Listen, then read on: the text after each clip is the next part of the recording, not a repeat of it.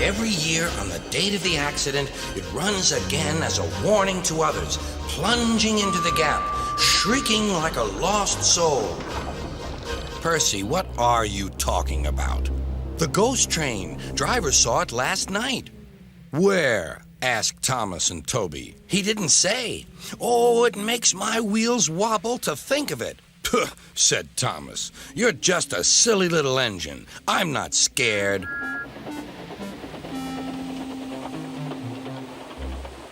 Thomas didn't believe in your ghost, said Percy next morning.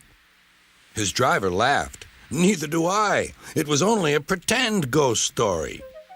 Percy was disappointed.